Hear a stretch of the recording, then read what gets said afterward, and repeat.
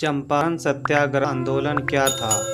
अंग्रेजों के विरोध गांधी जी के नेतृत्व में कई आंदोलन हमारे देश में किए गए थे और इन्हीं आंदोलनों में से एक आंदोलन का नाम चंपारण सत्याग्रह था, जो कि किसानों से जुड़ा हुआ था। 19 अप्रैल 1917 को शुरू किए गए चंपारण बिहार राज्य का एक जिला है और इस जिले के किसानों की मदद करने के लिए इस आंदोलन को शुरू किया गया था, जिसके चलते इस आंदोलन का नाम चंपारण रख दिया गया था।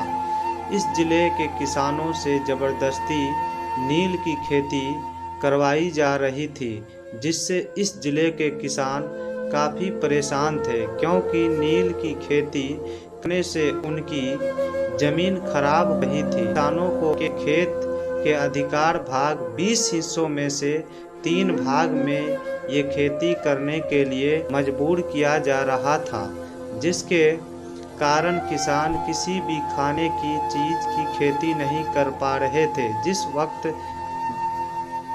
बिहार के इस ज़िले में ये सब हो रहा था, उसी वक्त हमारे देश को आज़ाद करवाने की लड़ाई भी शुरू हो गई थी। चंपारण के लोगों ने गांधी जी से मुलाकात चंपारण के साहूकार राजकुमार शुक्ला और संत राउत ने गांधी जी से लखनऊ में जाकर मुलाकात की थी और गांधी जी को चंपारण के किसानों पर हो रहे अत्याचारों के बारे में जानकारी दी थी।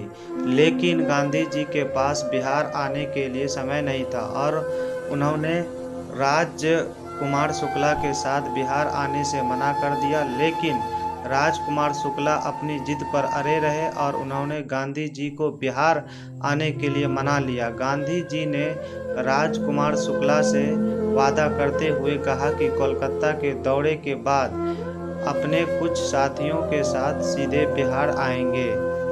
लेकिन गांधी जी के इस वादे के बाद भी शुक्ला जी गांधी जी के साथ ही रहे और उनके साथ कोलकाता चले गए।